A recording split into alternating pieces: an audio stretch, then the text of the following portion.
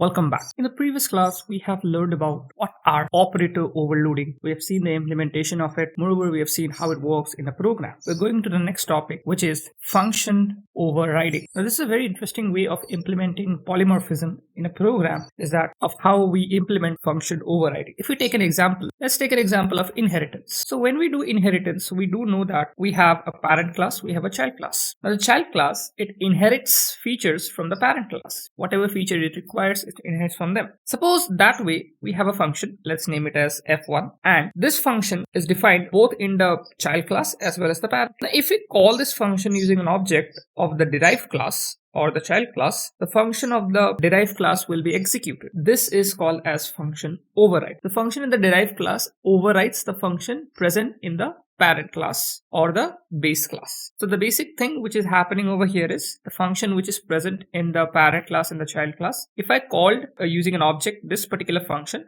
this function will override the function present in the parent class and this will be called. Very simple. We'll understand it much more better with a program. So let's see one program for that. So over here I have a program. It's a very simple program where I'm simply doing basic inheritance. What I'm doing is I made a class over here. Class name is base, and inside here we have a function print. I'm simply printing it's a base function. Next, I derive using a derived class from the public of base. That is everything this particular function will come. That is, it will be inherited. And inside here also I have the same function name. As you can see, same function name. So polymorphism. And here also I have printed one line, which is the derived function. Now, what interesting thing here is that what we have did is we have did inside the main function. What we did, we made an object from the derived class. That is this one. So the D1 is the object of this particular class. Now with this D1, I'm calling the print function. The question is that which print function will be called? Even though I have inherit properties from this particular class and it has the same function. So now it is a little bit of confusion that which class exactly will be called, because that's why only like that print function will be printed. So if I run the code, will I get this as an answer or this as an answer as an output? So basic thing here is that here what happens is, since I have made an object from the derived class, so this derived class object, the print function which is present in the derived class will override the print function which is present in the base class. So that means when I run this code, I should get the derived function and not the base function. That is the concept of function overriding. So if I run the code, I should see on the screen derived function. As you can see, it is showing derived function. So very simple concept. What exactly is happening? Two functions we have, one in the parent, one in the base. Both have same name. So polymorphism is applied over here.